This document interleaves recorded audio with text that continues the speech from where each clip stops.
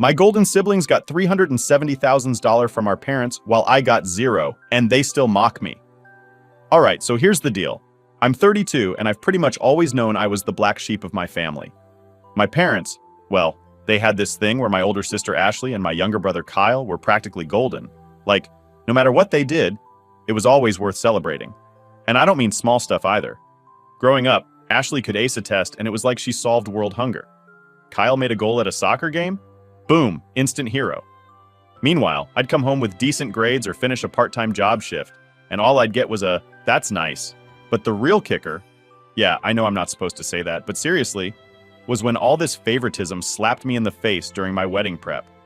You don't really notice how much crap you've been putting up with until something important happens, like a wedding, and it all just bubbles up. But let me backtrack for a sec. I didn't always think it was that bad. As a kid, I guess I just assumed it was normal. Ashley got a brand new car when she turned 16. It was some fancy model I can't even remember because, to be honest, I stopped caring. I got, well, nothing. Actually, that's a lie. I got a used Honda, but only after busting my ass at 2 part-time jobs for like 2 years.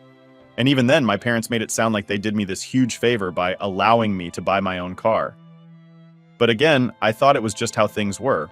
Like maybe I didn't deserve more because I wasn't as special. Ashley was all about academics. She was the smart one, destined to go to med school. Kyle was the athlete. Soccer camps every summer, and our parents even got him a private coach. And me? Well, I was just regular old me, working part-time jobs and scraping by. No one was offering to send me to any fancy camps. I stayed home, mowing lawns, saving for college, and hoping things would change when we all grew up. Spoiler, they didn't. When it was time for college, I really thought maybe I'd get a break. Like, okay, maybe they'd help me out since they covered everything for Ashley's private school tuition, and Kyle was already getting recruited by top schools for his sports stuff. But nope, they said something like, "Well, you're smart enough to figure it out." And that was it. I had to piece together scholarships, loans, and every part-time job I could get to afford community college before I transferred to a state school. Meanwhile, Ashley's tuition was fully covered, and Kyle had recruiters paying his way. Yeah, it stung, but I told myself, I'll show them by working harder. Fast forward to me meeting Natalie. She's honestly the best thing that ever happened to me. She didn't care about all that flashy stuff. Didn't care that I didn't have a fancy degree or wasn't pulling 6 figures like my siblings. She loved me for me. After 3 years of dating, I proposed and we were both on cloud 9. We started planning a small, intimate wedding, something we could afford without taking out a massive loan or, heaven forbid, asking my parents for help. That's when the real crap started to unravel. See, my mom, Linda, suddenly became super invested in the wedding plans. But it wasn't out of love or excitement. Nope. She kept pushing for a bigger event, saying stuff like, "Why don't you have it at that fancy golf resort? We can invite the whole family." I knew where this was going. It wasn't about us. It was about showing off to her friends and our extended family. I tried to be polite. I said, "Mom, we're happy with our small wedding. We've budgeted everything, and it's what we want." But she just wouldn't let up. "We'll help out," she insisted. I asked how much she was willing to chip in. She said $5,000, like it was some massive contribution. Keep in mind, she'd just spent over $150,000 on Ashley's wedding 2 years earlier. And that was just the wedding. That didn't include all the extras. Honeymoon, gifts, whatever. It wasn't even the money that pissed me off, though. It was the principle. She couldn't see that our wedding was important to us, not because of how much it cost, but because it was about us starting our lives together. Every time I declined her help, she looked at me like I'd insulted her, like it was somehow offensive that I didn't want to throw a huge party on her dime. Then, about a week before the wedding, I'm in the kitchen at my parents' house, and I overhear Kyle on the phone with my dad. He's talking about needing another $50K for a kitchen remodel. I'm not eavesdropping or anything, they're just talking really loudly. I hear my dad casually agree, like it's no big deal. Another 50 grand, just like that. I felt like my stomach dropped. Later that day, I confronted my dad. I asked if he was really giving Kyle $50K just for a remodel. He got all defensive, telling me it wasn't any of my business, but I couldn't let it go. I pressed harder, asking how much they'd given Kyle and Ashley over the years. That's when he snapped. "Fine, you want to know? Yes, we've helped your brother and sister financially. They have goals and ambitions that require support. Your sister is in her medical residency, and your brother is starting his own business. What do you need money for? To buy more video games?" That's when everything clicked into place for me. It wasn't just that they liked my siblings more, they respected them more. They saw Kyle and Ashley as these driven, ambitious people worth investing in, while I was... what? Just this background character in the family who never lived up to their expectations. I was speechless. All those years of feeling like I wasn't good enough, like I wasn't important enough for their attention or support, made horrible sense now. My parents didn't think I was worth investing in. In their eyes, I was the failure, the one who didn't have anything worth helping. I stormed out of the house without saying another word. When I got home, I told Natalie everything. She was furious on my behalf, but I just felt numb. The wedding was coming up, and I didn't want to let all this family drama ruin what was supposed to be the happiest day of my life. But man, the anger didn't go away. I thought maybe it would, like if I ignored it long enough, it'd disappear. Spoiler alert, it didn't. I just couldn't shake this feeling that my family had written me off. They had their perfect daughter, their golden son, and then there was me, dependable Tom, who would always be fine without their help. Little did I know the worst was yet to come at the actual wedding, but that's a whole other mess. All right, so let's get into the actual wedding day. I was excited, obviously. Like, this is the day I've been waiting for. I'm marrying the love of my life, Natalie, and I wanted everything to go perfectly, or as close to perfect as possible. But let me tell you, when you've got a family like mine, perfect is not in the cards. First off, I'll say the ceremony itself was beautiful. Natalie looked incredible in her dress, and I couldn't believe she was marrying me. We had it at this small park that had a really nice view. Nothing fancy, but it fit our style. Small, intimate, only our closest friends and family. Honestly, if the day had just ended after we said our vows, it would have been the best day of my life. But then, people started talking. So after the ceremony, we get to the reception. We didn't go crazy with the decorations. Just a few simple touches like fairy lights and some flowers. We wanted it to feel cozy, not like some grand ballroom event. But right from the moment we sat down, I could feel the tension in the air. My mom, Linda, is already giving me that look, like she's disappointed in how everything turned out.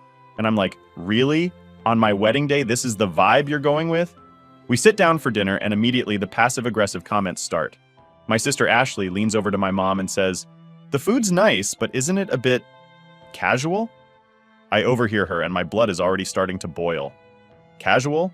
We've got a nice catered meal here, not appetizers and crackers. But of course, nothing's good enough for her because, it's not a five-star restaurant like her wedding had. She couldn't care less about what the day was supposed to be about. She's just focused on whether it's fancy enough for her tastes. Then there's Kyle, my golden boy brother, who's practically laughing at the whole setup. At one point, he's like, "Yeah, I'm taking everyone out to this fancy steakhouse later because I doubt anyone's getting full on this stuff." And I just froze. I was trying so hard to keep it together because, trust me, I didn't want to snap on my own wedding day. But inside, I was losing it. My own brother basically announces that our wedding isn't good enough for him and his bougie taste. He's treating it like some kind of joke, and it's humiliating. Natalie could sense I was getting pissed off, so she squeezed my hand and gave me this look that said, "It's okay, just let it go." I tried. I really tried.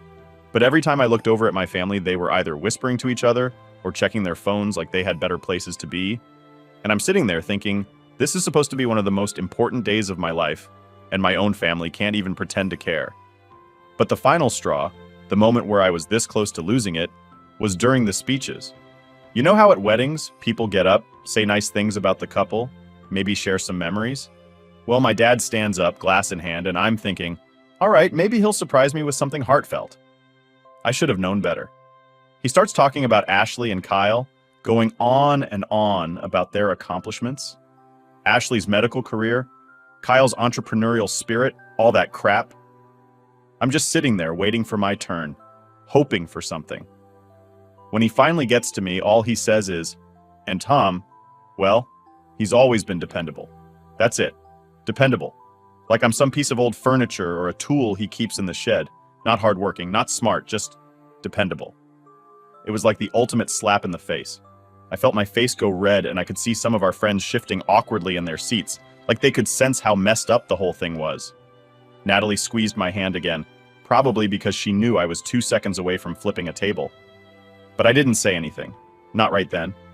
I forced a smile, pretended like everything was fine, and let the night go on. But inside I was seething. Here we are, celebrating my wedding, one of the biggest days of my life, and my dad can't even say one nice thing about me without bringing up my siblings first. It was always the same damn story.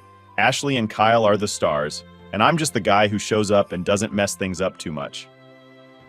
The rest of the night was a blur.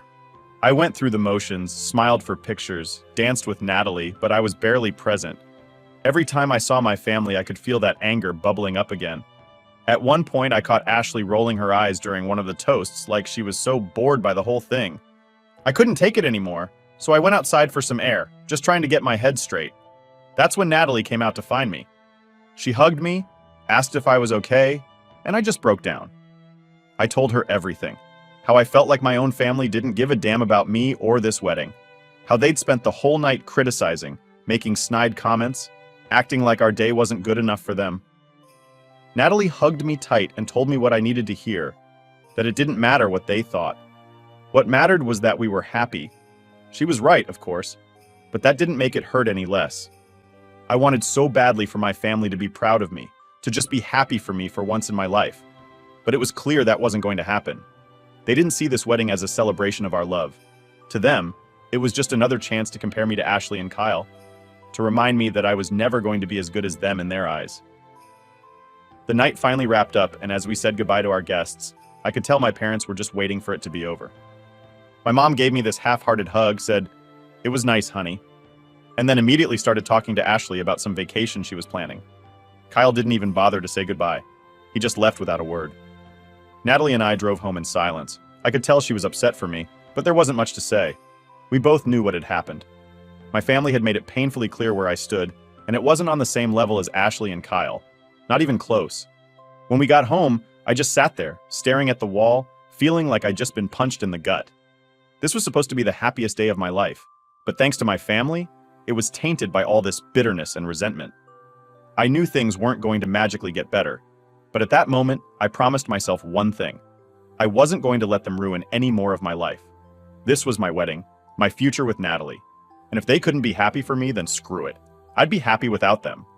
But man, I had no idea how much worse things would get at the family dinner a week later. That's when everything really hit the fan. Update 1. Alright, so let's talk about the family dinner that happened a week after the wedding. I wasn't planning on bringing anything up, not after how the wedding went down. I figured it was pointless, you know? What's the point of starting something when they clearly don't care?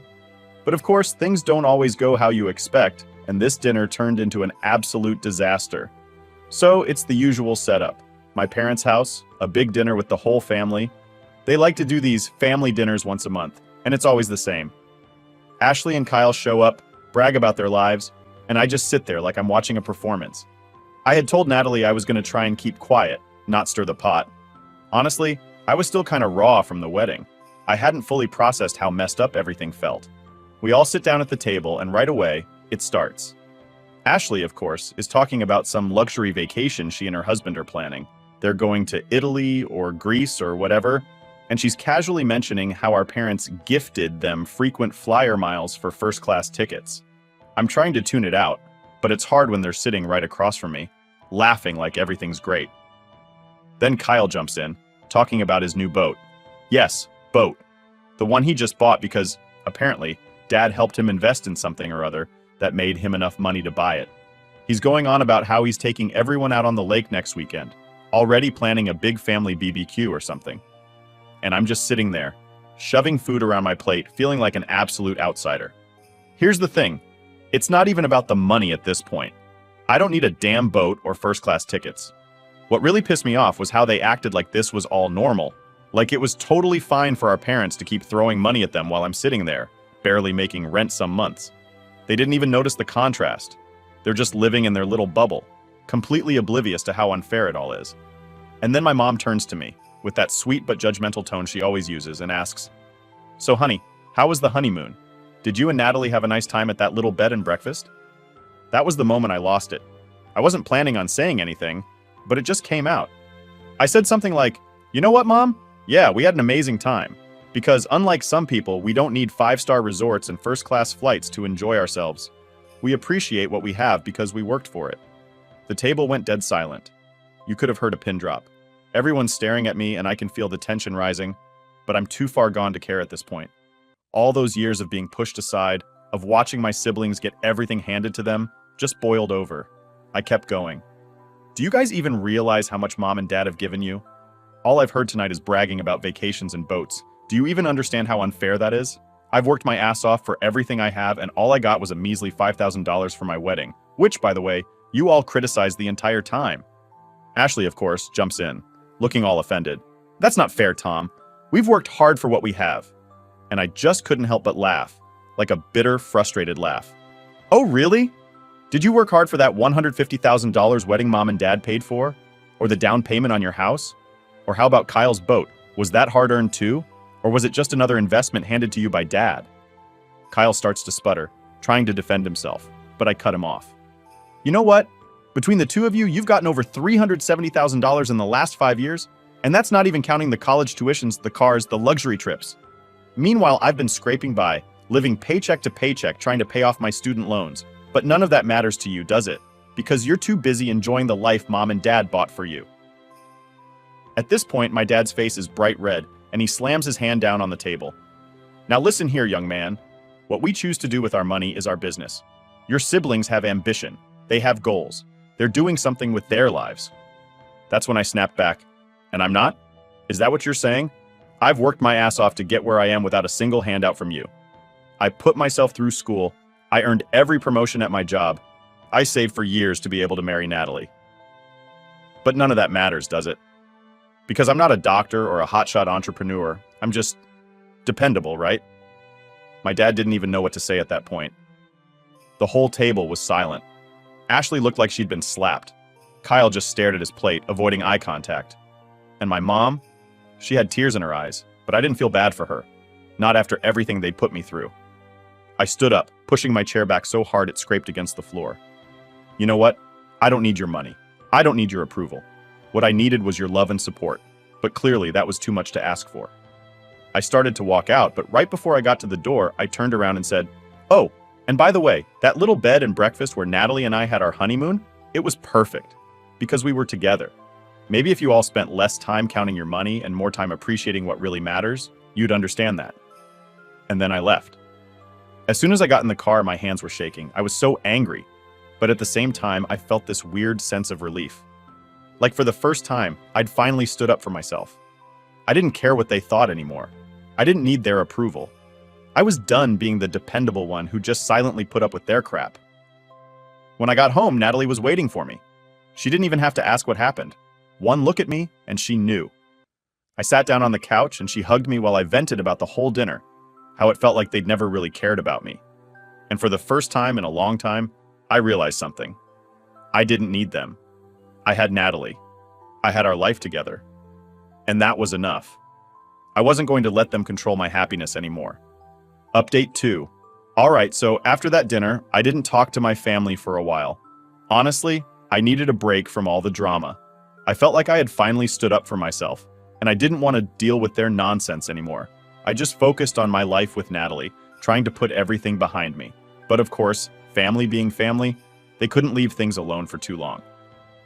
About a week after the dinner, my phone starts blowing up with messages from my parents and siblings. At first, I ignored them. I wasn't in the mood to rehash the same old arguments or hear more excuses about why I was treated like crap my whole life. But then, my mom left me this voicemail, crying, saying she was sorry, and that we needed to fix this. I'll admit, that got to me a little. I mean, she's still my mom. And hearing her upset like that, well, it made me feel something, even if I wasn't sure what it was. Natalie encouraged me to meet up with them, just to see what they had to say. She didn't push me or anything, but she reminded me that closure might help, even if nothing really changes. So, after thinking it over, I agreed to meet my parents for coffee. Just them. No Ashley, no Kyle. I figured it'd be easier to deal with them without the extra stress of my siblings around. So we meet at this little cafe near their house. And right away, the vibe is awkward as hell. My mom's sitting there with her hands clasped like she's trying to hold herself together, and my dad's staring into his coffee cup, not saying much. I sit down and we do the whole polite small talk thing for a few minutes, which felt so weird, like we were strangers or something. But eventually, I just cut to the chase. "So," I said, "what is it you guys wanted to talk about?" My mom looked at my dad like she was waiting for him to say something first. But when he didn't, she just jumped in. "Tom, we're so sorry if we made you feel like you weren't as important as your siblings. That was never our intention." I sat there for a second, letting that sink in. "If you made me feel that way," I repeated, not even trying to hide the sarcasm, It wasn't just a feeling, Mom. It's been pretty clear my whole life that Ashley and Kyle were the priorities. She started to cry again, and I could tell my dad was getting uncomfortable, but I didn't back down. Look, I'm not here to make you feel bad. I'm just trying to understand how you could treat your own kid like he doesn't matter. That's when my dad finally spoke up. Tom, it's not that we didn't care about you. We thought you were fine. You never asked for help, and you always seemed to manage on your own. Your sister and brother needed more support, and we just tried to be there for them. I couldn't believe what I was hearing. So because I didn't ask for help, you just assumed I didn't need any? You do realize how messed up that is, right? I didn't ask for help because I knew you wouldn't give it to me. I learned pretty early on that you'd only help Ashley and Kyle. My mom wiped her eyes and said, "We didn't mean to make you feel left out. We just thought you were more independent." I shook my head, trying to keep my frustration in check. Being independent wasn't exactly a choice. It's what I had to do because you guys made it pretty clear that I wasn't going to get the same treatment as them. There was a long pause after that, and I could see my dad struggling to find the right words. "We're sorry, Tom," he finally said, "but we can't change the past. We made mistakes, but we're trying to fix things now." I wanted to believe him. I really did. But I'd heard stuff like this before. Empty apologies with no real change. Still, part of me wanted to give them the benefit of the doubt, to see if maybe this time would be different. "I appreciate you saying that," I replied. "But it's not just about the past. It's about how things are right now. You guys still treat Ashley and Kyle like they're more important, like their lives are somehow more worthy of your support. I'm not asking for handouts, but I just want to feel like you actually care about what's going on in my life." My mom nodded quickly, like she was desperate for me to forgive her. "We do care, Tom. We love you, and we want to make things right." I sighed, feeling the weight of the conversation. "Look, I'm willing to try and move forward, but things have to change. I can't keep pretending like everything's fine when it's not." My dad gave a small nod, and for the first time, he actually looked me in the eye. "We'll try, Tom. We'll try to do better." The conversation wrapped up soon after that. It wasn't a magical fix or anything, more like a small step towards some kind of resolution. I left the cafe feeling, I don't know, maybe cautiously hopeful. I didn't expect everything to suddenly be perfect, but at least they seemed to understand how much they'd hurt me. Whether or not they'd actually change, well, that was a different story. A few days later, I got a text from Ashley. It was short and awkward, but she apologized for her behavior at the wedding, saying she didn't mean to upset me and that she'd been jealous of how happy Natalie and I were. I didn't fully buy it, but at least it was something. I guess it was her way of trying to patch things up, even if she didn't really understand the full extent of what she'd done. Kyle didn't reach out right away. It took him a couple of weeks, actually, but when he finally called, we had a long, honest talk about our childhood and how the favoritism had affected our relationship. He admitted that he hadn't really noticed it before and that he'd always assumed I was fine because, like my parents said, I never asked for help. It wasn't an easy conversation, but it felt like maybe we could start rebuilding our relationship, slowly but surely. 6 months later, things were different. Not perfect, but better. My parents made more of an effort to include me in things and check in on how Natalie and I were doing.